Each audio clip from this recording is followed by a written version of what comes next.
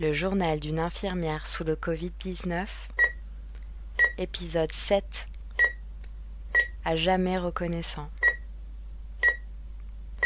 23 avril 2020, 2 jours passés en réanimation. On apprend à travailler avec des médecins que l'on ne connaît pas et pour l'instant tout se passe pour le mieux. Ils prennent en compte notre avis et nous apprécions leur point de vue extérieur. Les liens se créent, on apprend à se faire confiance. Normalement, à cette période de l'année, ce sont les derniers jours des internes dans notre service. Tous les 6 mois, ils changent. Nous accueillons de nouveaux médecins, mais cette fois-ci, ça ne se passera pas comme ça, en tout cas pas tout de suite.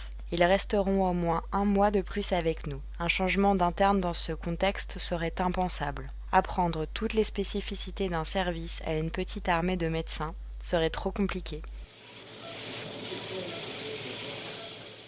Le père d'un de nos anciens patients nous a envoyé une photo de son fils, marchant dans la rue avec sa petite amie, avec un message très émouvant pour nous remercier. « À jamais reconnaissant », écrit-il. Nous aussi nous le sommes. Nous sommes reconnaissants à ce jeune patient qui s'est battu contre le virus, qui a tenu malgré ces longues journées où nous pensions que tout était fini, à cet homme qui est finalement sorti du coma et qui a ensuite passé plusieurs semaines en rééducation, qui a réappris à respirer seul, à marcher et manger seul. Tout le service se rappellera à jamais de cet homme. Merci d'être en vie.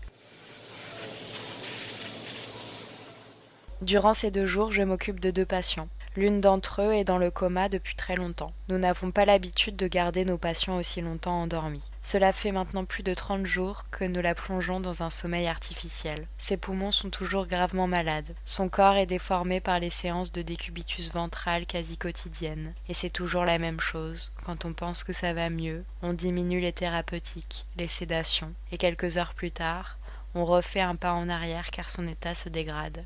Elle a aussi beaucoup saigné durant les semaines dernières à cause de l'héparine. Celle-ci a donc été diminuée, provoquant la présence de gros caillots dans la membrane de celle-ci. Cette dernière n'est donc plus assez efficace, n'oxygène plus assez le sang, et il y a un risque qu'un des caillots se détache et migre jusque dans la patiente, dans son cerveau, ses poumons ou son cœur. Combien de temps pourra-t-elle profiter de ce traitement ?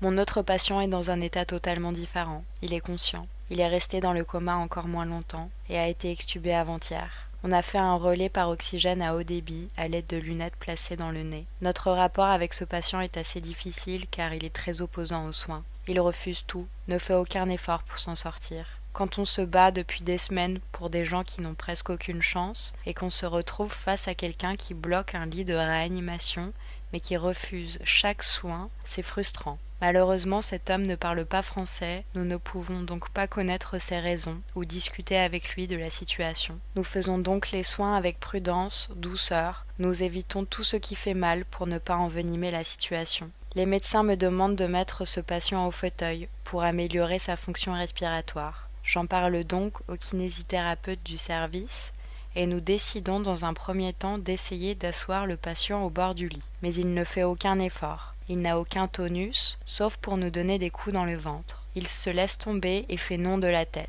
Nous nous faisons mal au dos, nous prenons des coups. Pourquoi au final ? C'est agaçant. Je suis énervée. Tous les jours, à 14 heures, nous avons une réunion d'information sur le Covid-19. Nous ne pouvons pas y assister, nous avons trop de travail. Mais nos médecins et nos cadres nous font des comptes rendus quotidiens. D'après eux, il y a en temps normal 1500 places de réanimation en Île-de-France. Nous sommes actuellement à 2500 patients en réanimation, soit 1000 de plus que d'habitude. Si la situation s'améliore, nous sommes loin d'un retour à la normale. Pirouette, c'est fini. Je l'ai appris ce matin. Je les attendais avec impatience pour remettre ma patiente sur le dos. Ils ne sont jamais venus. Ils ont repris leur travail de chirurgien. Je suis contente pour eux et pour tous les patients qu'ils auront, mais je suis déçue. La mise en DV ou en DD de tous nos patients mobilise beaucoup trop de personnel. C'est un acte difficile, compliqué, souvent douloureux pour nous. C'était tellement plus simple avec eux. Maintenant, mettre un patient en décubitus ventral semble presque impossible. Ce matin, en me réveillant, j'apprends par message que l'un de nos patients est décédé, comme beaucoup d'autres. Il a saigné, beaucoup. L'hémorragie interne qu'il a subie a dû l'entraîner jusqu'au bloc opératoire, mais ça n'a pas été suffisant. J'en suis désolée. Je ne connaissais pas cet homme personnellement, je ne le connaissais qu'en tant que patient endormi, mais je suis sûre qu'il ne méritait pas ça. Encore une triste nouvelle.